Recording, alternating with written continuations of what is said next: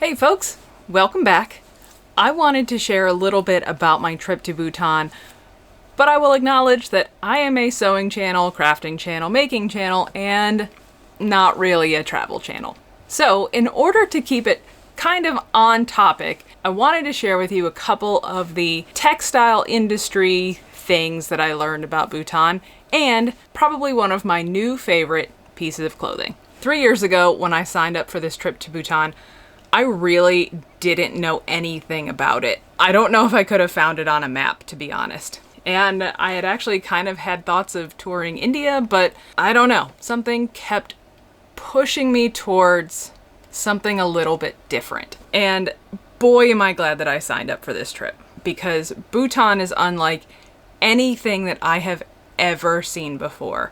The landscape is kind of a mixture of Scotland and Iceland smushed together because it's in the middle Himalayan range. And no matter where you go, you have to travel these winding mountain roads. And for somebody that gets motion sick, that was an experience, to say the least. I didn't barf though. I'm very proud of myself that I didn't barf. And what I learned about Bhutan is that it is one of the only carbon negative countries in the entire world. And everything that they plan for their future improvement focuses on maintaining that carbon negative status while building up their economy and their education system and everything else that goes with coming out of a developing country into being a developed country. I also learned that arts and crafts are a big deal in Bhutan. We were fortunate enough to get to visit one of their arts and crafts trade schools. And here in the US, when we think about trade school, we often think of plumbing, construction, auto mechanics. And while Bhutan also has those kind of schools, this arts and crafts trade school focuses on wood carving, tailoring, painting, weaving, and these types of crafts that are directly linked to their history and their culture. And what is especially cool is that coming out of those trade schools, these students have jobs where if you are in painting, you hand paint the houses and the buildings that are being constructed. Or you get to hand paint the elaborate murals that are found in temples and monasteries and fortresses. And as an arts and crafts person, I love this because I think here in the US, you have to work really, really hard to earn a living in the arts and crafts trades. You can go to school for it, but it's still really difficult in a lot of cases. I love that this is an avenue that students coming out of high school can go into these trades and then go into careers in the arts and crafts industry. Perhaps, to no surprise to anyone, my favorite part of the whole trip was learning about tailoring and their textile industries.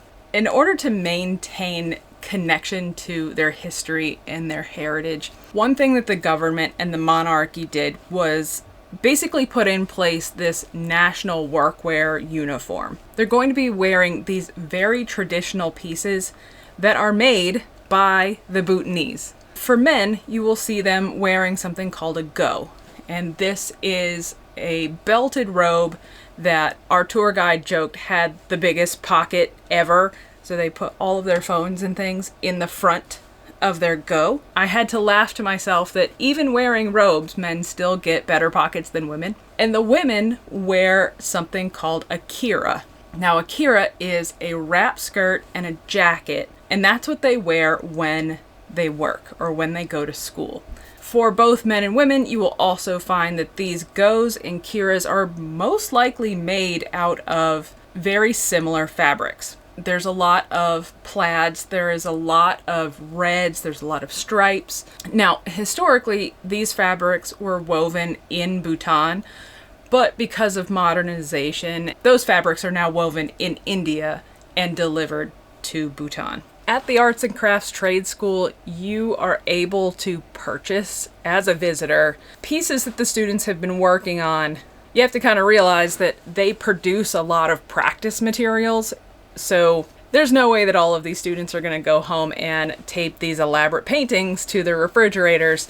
So it makes sense for them to sell some of them to kind of recoup some of the expense of making them. And one of the items that I purchased there, and my only regret from this trip is not buying more, was this big piece of fabric in one of the traditional patterns that you see the Goes and the Kiras made out of.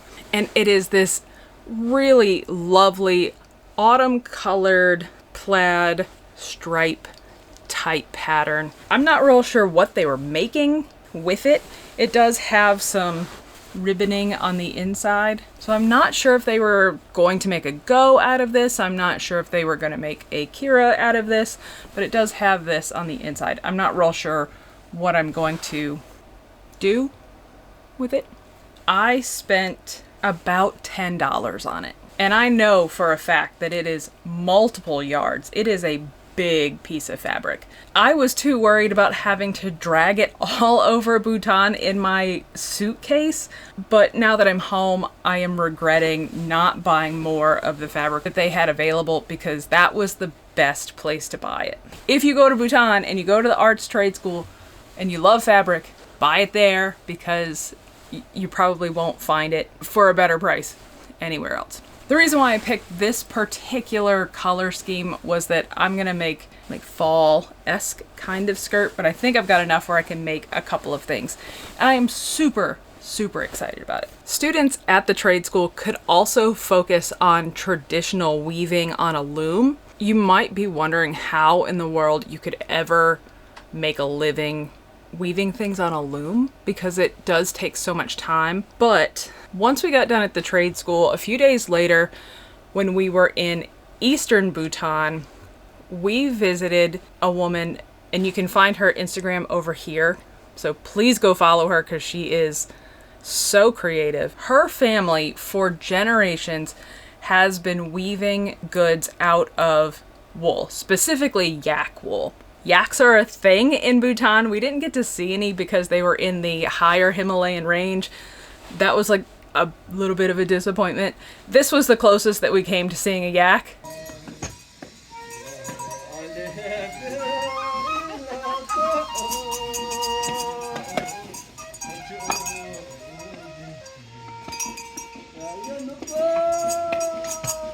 And it was very entertaining, but I would have loved to see an actual Bhutanese yak. Maybe next time. She has taken her family's tradition of weaving on a loom, and she has started producing garments and blankets that infuse the historical stories, but are maybe a little higher fashion, I guess. And what I was so fascinated with when we visited her was that all of the different colors of yarn, they dye by hand. And so she talked us through all of the different plant matter and substances that they use to achieve these really saturated colors in their wool products. I did one, but during my grandmother time, while they are dyeing, if they get somewhat like a lighter tone, then they will not use that one for like dyeing, because they think that richest color is for traditional color, and it will give the like it will ever like long lasting for like a fabric and textile. And as you guys know, I love supporting small artists and small makers, and I mean, she's quite a bit larger than me, I think, but she had a whole showroom of the things that she and her family have made and have dyed. And I did pick up one thing. It is this super long shawl made out of yak wool, and it is covered with these symbols that have historical references to things in Bhutan. Unfortunately, I didn't write down everything that she told me about this, and I'm kicking myself. Hopefully, I can get the stories from her eventually so that I can remember them a little bit more. But the one that I do remember is this guy right here. This is a butterfly symbol, or it's an interpretation of a butterfly. It incorporates 3 different colors, but as you move down the blanket, the colors change. And one thing that she shared with us was that this blue indigo color is the hardest color to achieve, and it's the most expensive one to get. What I loved about this shawl was that it was enormous, and all of these individual symbols incorporated all of the colors that they are able to achieve within their shop. So I will insert a little video to show you just how long this shawl actually is. I think I can wrap myself up in it multiple times.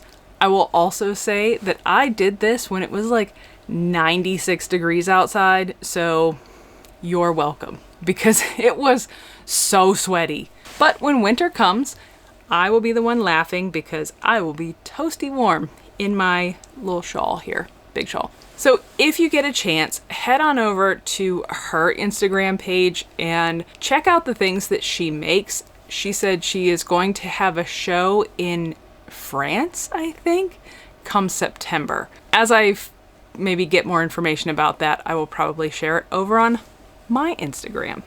Don't remember where my camera was. Another textile piece I picked up was this tote bag, and it's made out of the Go fabric, so you get another idea of kind of the stripe and color combination that you can find in some of these Goes. So I loved that. I don't have bags that visually pop. The other part was that they actually incorporated a lot of cool design elements that I want to start incorporating in some way into my own bag making. So first they have short handles, and then they have long handles like that. And I thought that was really clever. When I was in the airport and I stuffed a lot of things, this was one of my carry-ons coming home, I actually found myself kind of latching these two together and then carrying it by the long handles. And the long handles I could fit over my shoulder. The other thing that I really appreciated was that it has these two D-rings that are attached by a little piece of leather, and then on the opposite side they have another leather tab so that you can pull it through those D-rings and then almost lock it closed. I thought that was pretty dang clever. I'd never thought to do that, but it's, I don't know, aesthetically different than a snap or a button or even just a fold over top. And the last thing that I really liked about this bag, but I haven't gotten to use yet because it's been full of just other stuff, it has 2 cup holders in it. And then it's got one on the other seam, like right there. And it does have a tag on the inside that kind of explains the story. And it says, Tarayana Rural Crafts is an initiative of the Tarayana Foundation, set up to facilitate the artisans' access to the market. All of the products are handmade in Bhutan, and the revenue goes back directly to the artisans that make the products. So when you buy a Tarayana Rural Crafts merchandise, do so with the satisfaction that you are helping artisans earn some income and improve their livelihoods. Isn't that cool? They have a website as well, and I will put that up on the screen as well as in the description so that you can click on that and go see what they are all about. So there's my bag, and I thought it was really neat. The last textile thing I wanted to share with you that I brought home with me was my 2 Kira skirts. The reason why I bought these was that I wanted a piece of Bhutan to come home with me and have it be something that I could wear even if it is 96 degrees outside, but also because I was fascinated by the construction of these skirts. These are wrap skirts, and when you look at the women wearing them, it looks so straight and like you cannot move in them at all. But when I watched one of the shopkeepers dressing another person on our tour, it was amazing to see how mobile you really can be in these skirts. Also, I will give these Bhutanese women so much credit that there were women that were hiking up to Tiger's Nest in their Kira skirts. I was in pants and I was dying. I mean, that's probably because I'm out of shape and I can't breathe most of the time. But the idea that they are constricting or that they are difficult to move in went out of my mind when I saw that, and I was really grateful that I had bought a couple by that point. So the two that I got are actually made out of rayon, so they're a little more flowy. Unfortunately, the ones that I bought are a little too big, so I am gonna have to do some alterations. When I tried them on in the shop, I think I had my fanny pack on, so I didn't get a true accurate size. One of the big reasons why I love these skirts so much is that it does not matter if you are skinny for half the month and then bloated for the other half of the month, or even during the day. They are so adjustable in size. And then you can like stretch out and move your legs around and not feel like you're going to flash the entire world. The construction is very clever. It is very adjustable. It may become one of my favorite pieces of clothing that I own. So that is it for this video. If you're interested at all about actually making a Kira skirt, leave me a comment below and let me know, and if so, I will put something together. I want to give a special thanks to all of my makers over on Ko-fi. The support from you guys helps kind of offset some of the ridiculous sewing things that I try out, so thank you so much. If you're interested in becoming a maker, it's only $2 a month, and you get early access to any of the sewing notions and fabrics that I find in my thrifting trips. I'm going to close this video with some of my favorite videos and photos from my trip. Otherwise, thank you for being here. Give this video a like, and I will see you guys next time. Bye! Don't forget to subscribe.